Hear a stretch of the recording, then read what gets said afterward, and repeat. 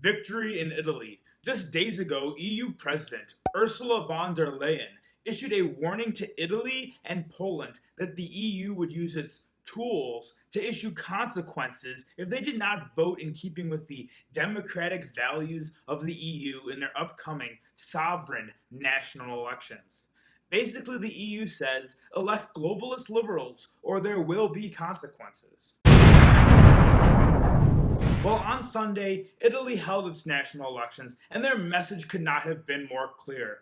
Italians voted overwhelmingly to propel the right-wing coalition into power, and at its forefront, Giorgia Meloni, the leader of the Nationalist Party, the Brothers of Italy. The Italian people stood up to the EU globalists. They stood up for their sovereignty. They stood up for the Catholic values that have been trampled upon by past Italian governments. They stood up against secularism, leftism, and multiculturalism. They stood up for nationalism against the domination of Brussels over Rome, and they elected a nationalist firebrand. Sí a la familia natural, no a los lobby LGBT, sí a la identidad sexual, no a la ideología de género, sí a la cultura de la vida, no al abismo de la muerte, sí a la universalidad de la cruz, no a la violencia islamista, sí a fronteras seguras, no a la inmigración masiva, sí al trabajo de nuestros ciudadanos, no a las grandes finanzas internacionales, sí a la soberanía de los pueblos, no a las burócratas de Bruselas, y sí a nuestra civilización, y no a quienes quieren destruirlo. That was Giorgia Meloni, Italy's next prime minister. She understands the current battle for Western civilization. She understands the long game of politics. As the leader of the Brothers of Italy, Meloni's party was the only major political party not involved in the governing coalition of the recently failed government of Mario Draghi. Because of this, the Brothers of Italy were able to run as the Change Party, and change is something we will undoubtedly see if her campaign promises are upheld. This scares the globalist elite, and before she's even taken the reins of power, the elite have already started their smear campaign to label her as a fascist in the mold of Mussolini. First far-right leader since Mussolini. The first far-right leader since Benito Mussolini. First far-right leader since Mussolini. First far-right leader since Benito Mussolini. First far-right leader since Mussolini. But their smears will not work.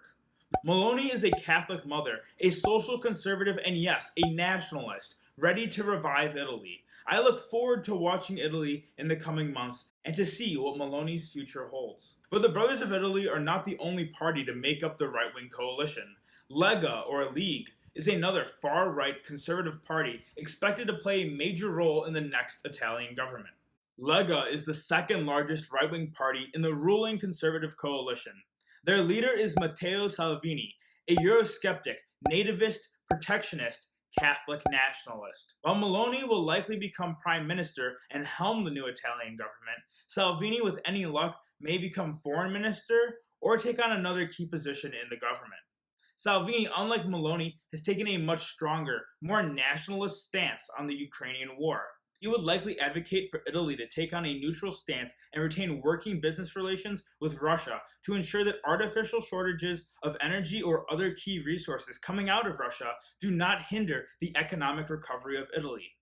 This would be a stance in line with that of Hungary, the only other NATO nation currently retaining such a relationship with Russia. It's simple. If you put Italy first, you will not sacrifice your own people's well-being for the political games of other nations. Salvini, the leader of Lega, is also a prime example of a Catholic nationalist. He's campaigned with rosary in hand and frequently interjects God and the Church into the national political conversation. He has called for mandatory crucifixes in classrooms and for traditional Catholic teachings on gender roles to be taught in schools. Salvini has embraced traditional Catholicism at the core of his political platform. Do not let the modernist reformers and the Catholic establishment that have held power in the Vatican for the last 70 years tell you differently. From Charlemagne in the Holy Roman Empire to Louis XIV in France, this is what Catholic nationalism has been for centuries. So why should the American right care about this victory? Well, first of all, it helps shift the Overton window. Whereas far-right governments in Eastern Europe tend to have less of an effect on American politics because of lingering Cold War era skepticism, Italy is indisputably a Western nation. America has millions of citizens who trace their roots back to Italy. 23% of Americans share Italy's Roman Catholic faith. It will be much harder to discredit the successes of the Italian right for this reason. This victory lays down the groundwork for what is possible when it comes to Catholic and broader Christian nationalism here in the United States. Meloni and Salvini campaigned on Christ and on Christian values. They injected religion into the political discourse and brought it front and center in their campaigns.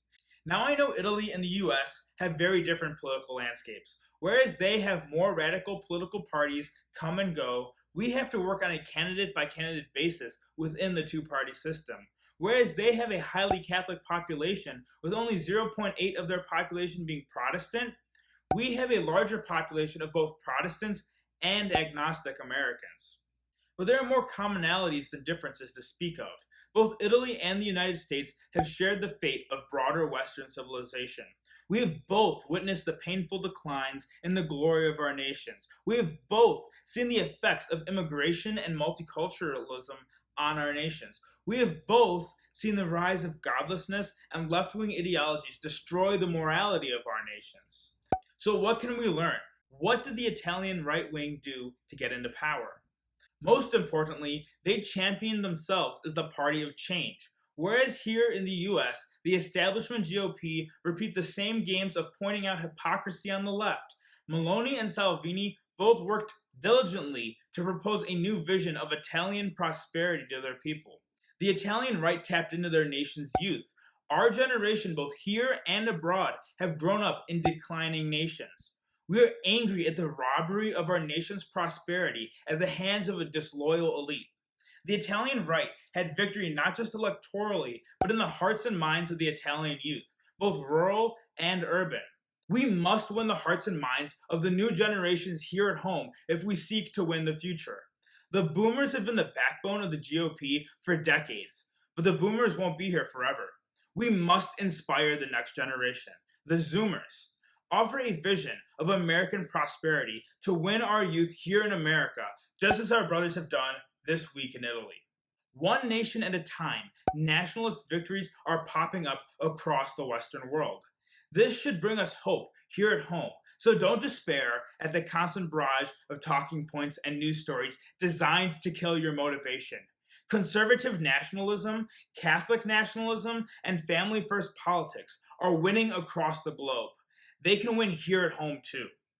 So it is with that I say, good luck, Italy. Do not fear the globalist mob as they attack your leaders constantly over the next 2 years, for God is on our side. Deus Volt, Viva Italia.